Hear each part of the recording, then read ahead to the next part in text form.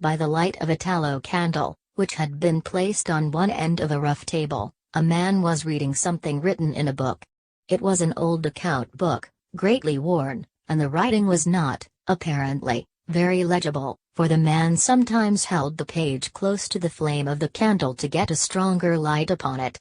The shadow of the book would then throw into obscurity a half of the room, darkening a number of faces and figures, for besides the reader, 8 other men were present. 7 of them sat against the rough log walls, silent and motionless, and, the room being small, not very far from the table. By extending an arm any one of them could have touched the 8th man, who lay on the table, face upward, partly covered by a sheet, his arms at his sides. He was dead. The man with the book was not reading aloud, and no one spoke, all seemed to be waiting for something to occur. The dead man only was without expectation. From the blank darkness outside came in, through the aperture that served for a window, all the ever unfamiliar noises of night in the wilderness, the long, nameless note of a distant coyote, the stilly pulsing thrill of tireless insects in trees, strange cries of night birds, so different from those of the birds of day, the drone of great blundering beetles, and all that mysterious chorus of small sounds that seem always to have been but half heard when they have suddenly ceased, as if conscious of an indiscretion. But nothing of all this was noted in that company. Its members were not overmuch addicted to idle interest in matters of no practical importance, that was obvious in every line of their rugged faces, obvious even in the dim light of the single candle. They were evidently men of the vicinity, farmers and woodmen. The person reading was a trifle different. One would have said of him that he was of the world, worldly, albeit there was that in his attire which attested a certain fellowship with the organisms of his environment. His coat would hardly have passed muster in San Francisco, his footgear was not of urban origin, and the hat that lay by him on the floor, he was the only one uncovered, was such that if one had considered it as an article of mere personal adornment he would have missed its meaning. In countenance the man was rather prepossessing, with just a hint of sternness, though that he may have assumed or cultivated, as appropriate to one in authority. For he was a coroner. It was by virtue of his office that he had possession of the book in which he was reading. It had been found among the dead man's effects, in his cabin, where the inquest was now taking place. When the coroner had finished reading he put the book into his breast pocket. At that moment the door was pushed open and a young man entered. He, clearly, was not of mountain birth and breeding, he was clad as those who dwell in cities. His clothing was dusty, however, as from travel. He had, in fact, been riding hard to attend the inquest. The coroner nodded, no one else greeted him. "We have waited for you," said the coroner.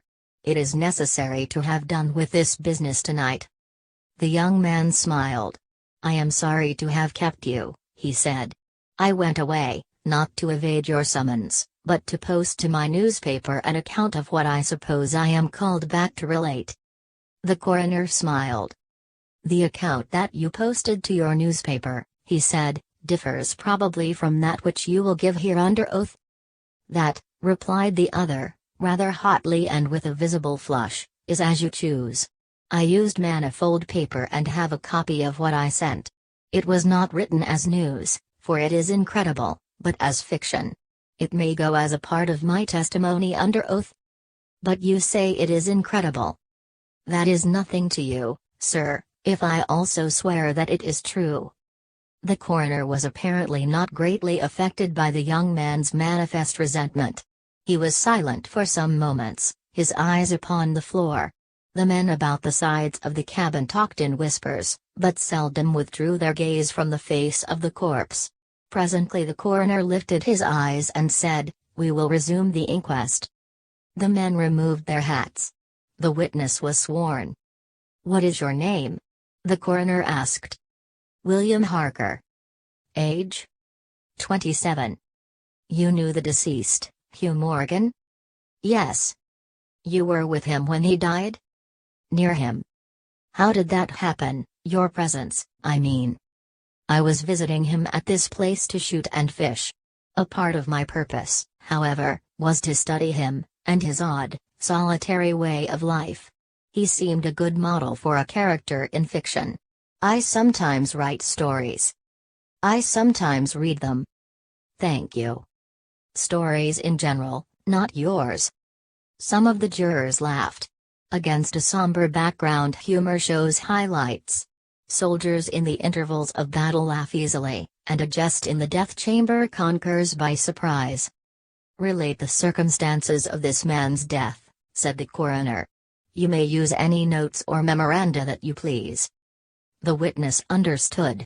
Pulling a manuscript from his breast pocket, he held it near the candle, and turning the leaves until he found the passage that he wanted, began to read. 2. The sun had hardly risen when we left the house. We were looking for quail, each with a shotgun, but we had only one dog. Morgan said that our best ground was beyond a certain ridge that he pointed out, and we crossed it by a trail through the shadows.